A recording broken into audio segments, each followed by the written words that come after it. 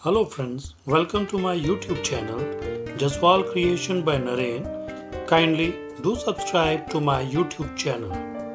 एक वीडियो जो है वो ऑलरेडी मेरा YouTube पे है यूसेज ऑफ आर्टिकल्स के बारे में, उसमें ए और एन को हमने रेफर किया है।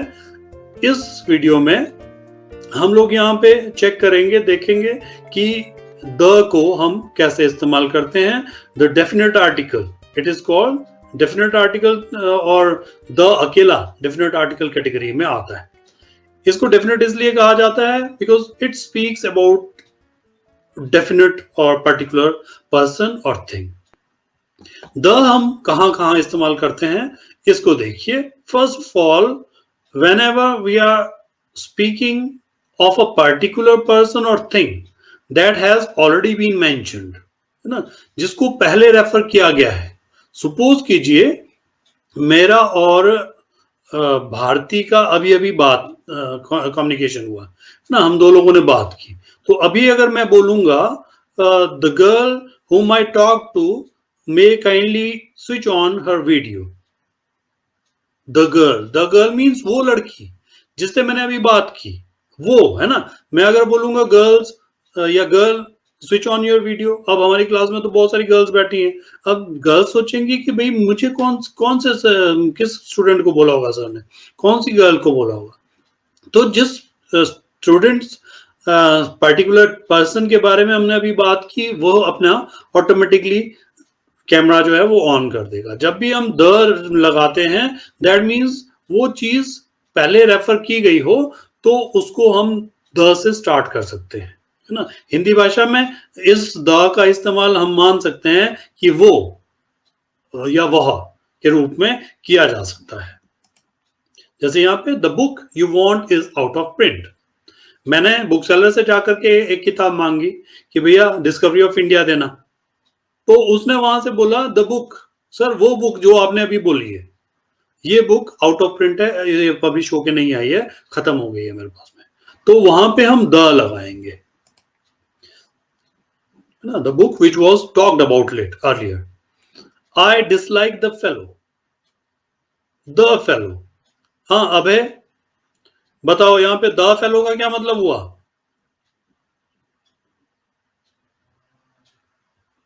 अभय, द फेलो का क्या मतलब हुआ।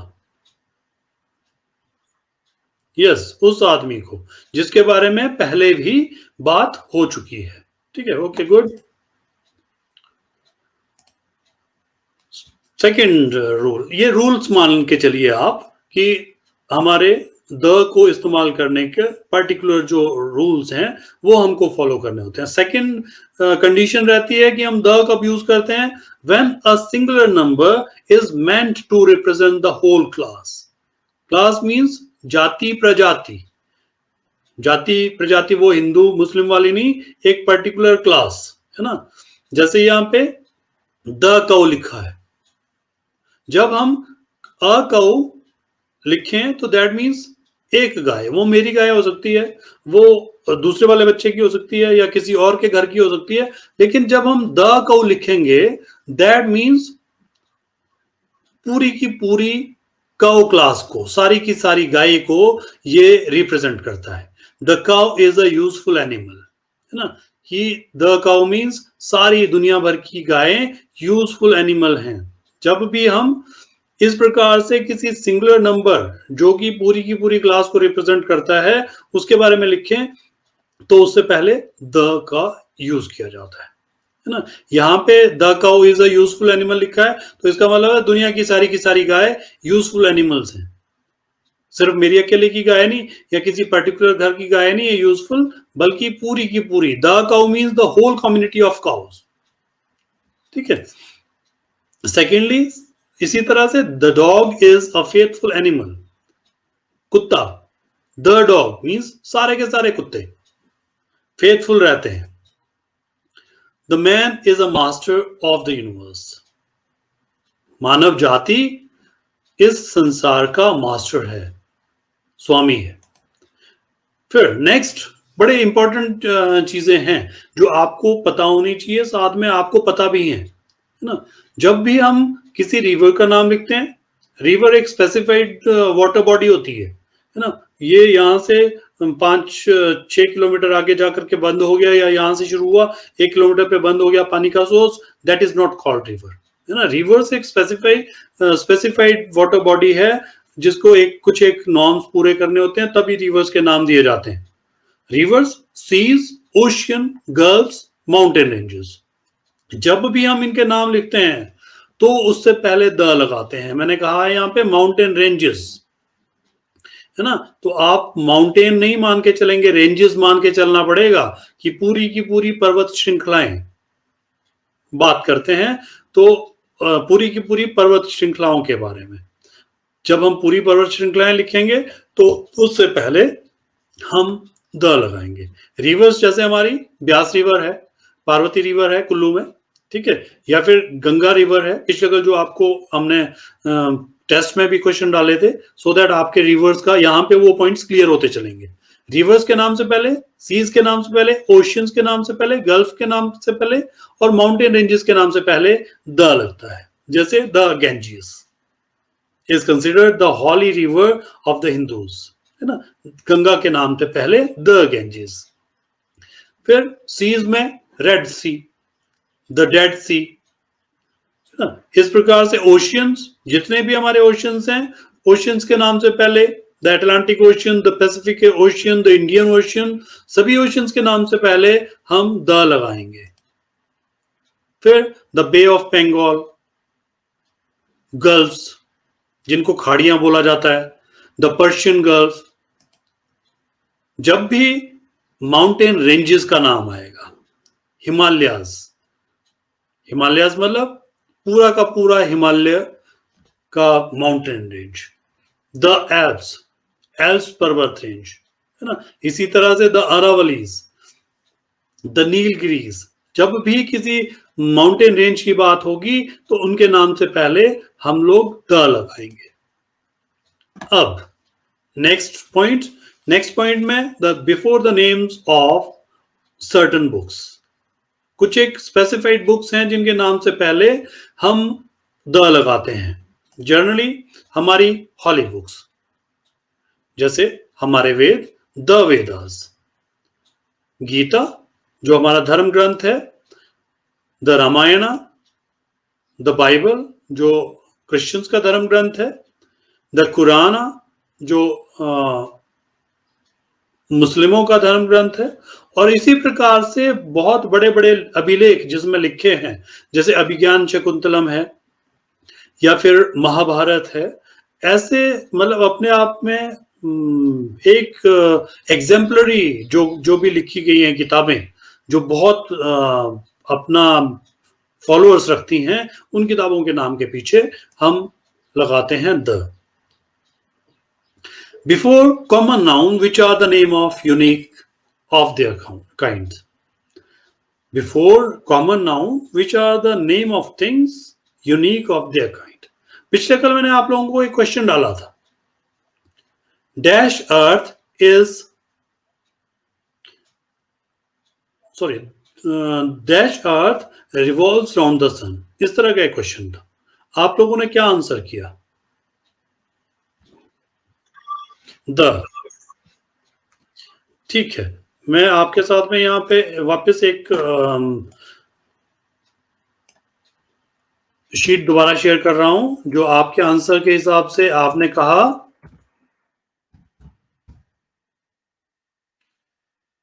अर्थ से पहले आपने लगाया द, सॉरी,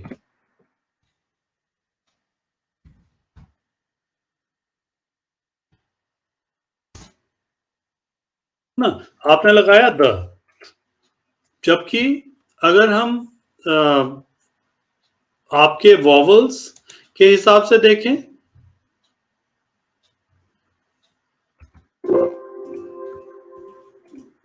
तो ये वॉवल ई से शुरू होता है, सॉरी, ई से शुरू होता है, और ये वॉवल ई जो है ये साउंड भी करता है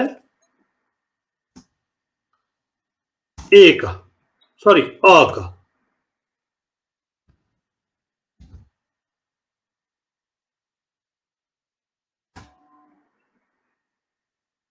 अर्थ का।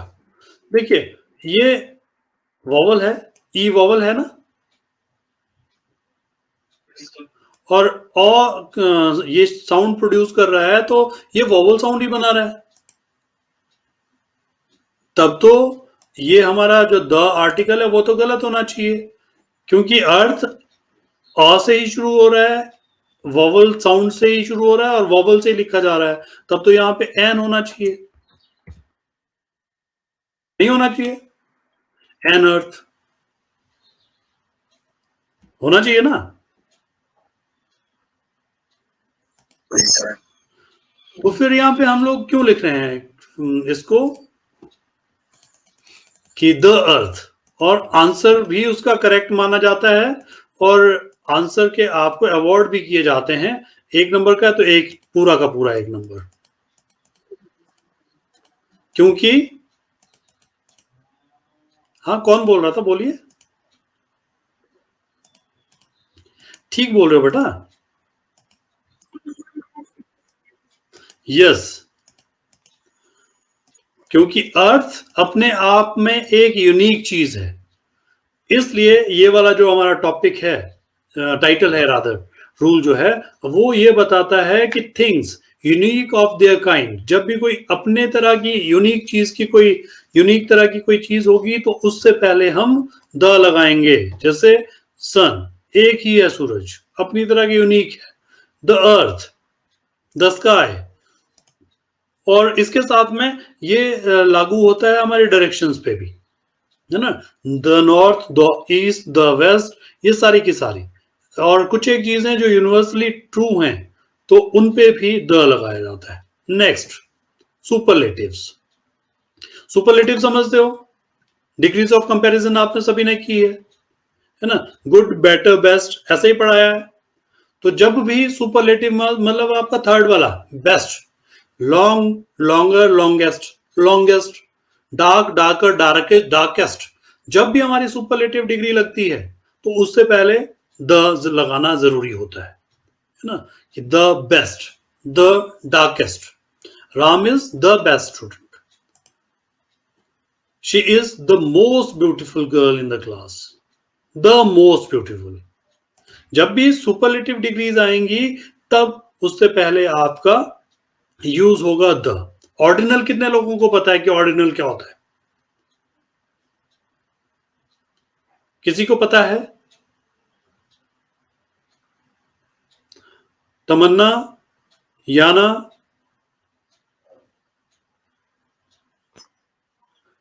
कोमल,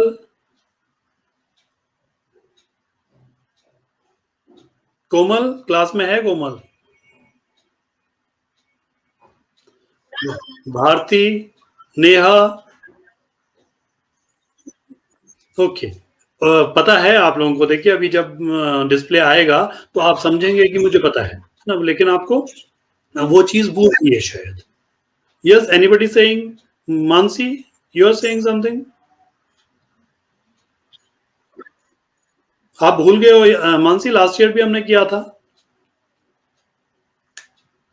okay, no problem. Ordinals are your numbers written in this way. जब हम लिखते हैं ना, first, second, third, fourth, fifth, twelfth, 20th, जब भी इस तरह से लिखा जाता है तो उन्हें कहा जाता है ऑर्डिनल्स। ठीक है, तो ऑर्डिनल से पहले हमारा लगता है हमेशा द, बिफोर ऑर्डिनल्स। जैसे she stood first in the class, है ना। लेकिन द फर्स्ट गर्ल, जब वो स्टार्ट किया होता है ऑर्डिनल से, तो उससे पहले हमारा द लगेगा। The first girl, the second one, the third, the ninth, open the 12th chapter. तो इसी तरह से आपके ऑर्डिनल से पहले हमेशा द लगेगा। म्यूजिकल इंस्ट्रूमेंट्स, ये तो सबको पता है कि म्यूजिकल इंस्ट्रूमेंट्स कौन कौन से होते हैं। कोई भी म्यूजिकल इंस्ट्रूमेंट, इंडियन हो, वेस्टर्न हो, यूनिवर्सल हो, कोई भी, है ना। तो सबसे पहले जब भी आपका म्यूजिकल इंस्ट्रूमेंट लगेगा या आप उसका नाम लिखोगे तो उसके नाम से पहले लिखोगे the flute, dholak, guitar, whatever और whichever musical instrument you are talking about, उनसे पहले हमेशा आपका द लगाया जाता है। ये तो हो गया कि द आपका ये जो आर्टिकल है वो यहां यहां यूज होगा। अब बात करेंगे अमिशन ऑफ आर्टिकल, जो सबसे ज्यादा जरूरी है। अमिशन मींस नहीं लगेगा, हटाया जाएगा, आर्टिकल्स यहां पे नहीं आएंगे ना। कहां कहां ये आर्टिकल्स जो है वो आपको बिल्कुल नहीं लगाने हैं, इस बात का ध्यान रखना बहुत जरूरी है, क्योंकि मैक्सिमम केसेस में मैंने कई बार सुना है, कई बार देखा है लोगों को आर्टिकल ऐसी ऐसी जगहों पे यूज करते हुए जहां पे वो आर्टिकल लगने ही नहीं होते हैं ना। कुछ एक जगह ऐसी होती है कि अगर आपको क्वेश्चन दिया भी गया है कि you have to mark article before this word और in this line particular line, तो आप क्या करते हो, आपको पता है कि आर्टिकल 3 है, वहां पे नहीं भी लगना होता है, ऑप्शन भी होता है नो आर्टिकल, लेकिन आप उन तीनों में से कुछ ना कुछ लगा देते हो। तो आप इन पॉइंट्स को, हालांकि ये 2-3 ही पॉइंट्स हैं जिनको मैंने यहाँ पे रेफर किया है, इन पॉइंट्स को हमेशा जिंदगी भर के लिए गांठ बांध लीजिए, ये आपके लाइफ टाइम में काम आएंगे। Before a common noun used in its widest sense. Common noun जो वाइडेस्ट सेंस में इस्तेमाल की जा रही है, मैन इज मॉर्टल, मैन इज मॉर्टल, ठीक है। सेकंड, ये आपको बहुत इजीली याद रह जाएगा, before the names of materials. Materials means ये घर किससे बना है, लकड़ी से, पत्थर से, सीमेंट से, ये सारा का सारा मटेरियल है ना। या फिर हमारा, जैसे मैंने हाथ में रिंग डाली है, गोल्ड की है, तो ये रिंग तो मटेरियल नहीं है, लेकिन रिंग के लिए इस्तेमाल होने वाला जो मेटल है, इट इज कॉल्ड गोल्ड, और ये मटेरियल है, तो मटेरियल के नाम से पहले, गोल्ड के नाम से पहले हम द ए एन नहीं लगाएंगे, it is made of A gold नहीं लिखेंगे, it is made of the gold नहीं लिखेंगे, है ना। या कॉटन है, या फिर जो भी आपकी मटेरियल है, जैसे वुड है जो घर बनाने के लिए इस्तेमाल होता है ना, कुछ भी मटेरियल के पहले हम कोई भी आर्टिकल नहीं लगाते हैं, ये बात हमेशा ध्यान रखिएगा। सबसे बड़ी बात, यूजुअली बिफोर प्रॉपर नाउन, जब भी प्रॉपर नाउन लिखा गया है या बोला गया है, तो उससे पहले कभी भी आर्टिकल नहीं लगाया जाता। He is a Ram, he is the Ram, never. मैंने कई लोगों को सुना है, my friend is a Ram. एक राम तेरा दोस्त है, दूसरा वाला राम, तीसरा वाला राम, चौथा वाला राम कौन है, ठीक है। तो हम कभी भी प्रॉपर नाउन से पहले यूजुअली नहीं लगाते, अगर लगाया जाता है तो उसका सेंस जो है वो चेंज हो जाता है। Shakespeare, sorry, Kalidas is known as the Shakespeare of India, the Shakespeare of India, आपने ये लाइन कहीं ना कहीं पढ़ी होगी। तो द शेक्सपियर जो है वो यहाँ पे एक पर्टिकुलर एडजेक्टिव है, विशेषण है, कि जो कालिदास हैं उनको भारत का शेक्सपियर कहा जाता है। ऐसा नहीं है कि भारत में शेक्सपियर उठा करके ले आया और उनको कालिदास बोल दिया। मींस कालिदास की जो राइटिंग एफिशिएंसी है, लेखन कला है, वो शेक्सपियर के बराबर की है, वो शेक्सपियर जैसे महान लेखक है। तो उस दशा में वो बात अलग कॉन्टेक्स्ट में चली जाती है, लेकिन जब भी हम प्रॉपर नाउन लिखते हैं कहीं पे या बोलते हैं कहीं पे, तो उस नाउन के साथ में, प्रॉपर नाउन के साथ में कभी भी आर्टिकल्स नहीं लगाए जाते। तो आप लोगों ने इन चीजों का बहुत अच्छे से ध्यान रखना है कि हमको आर्टिकल कहाँ लगाना है। ये तो चलिए आपका कम यूज होगा, before a common noun that is used in wide sense, लेकिन जो आप जनरल तौर पे याद रख सकते हो, before the name of materials और यूजुअली बिफोर प्रॉपर नाउन, ये बात ध्यान रखना। जब भी मैं आपके टेस्ट चेक करूंगा ना फ्यूचर में भी क्लासेस में, तो मैं ये जरूर आपका चेक करूंगा कि आपने यहाँ पे प्रॉपर नाउन से पहले आर्टिकल तो नहीं लगाया, अगर लगाया है तो आपको आज की क्लास का समझ नहीं आया। तो कुल मिलाकर के, जैसे मैंने यहाँ पे लिखा भी है, Delhi is the capital of India, the Delhi नहीं हो सकता, अ दिल्ली नहीं हो सकता। तो इस प्रकार से ये आपका आर्टिकल वाला सेक्शन जो है वो खत्म होता है।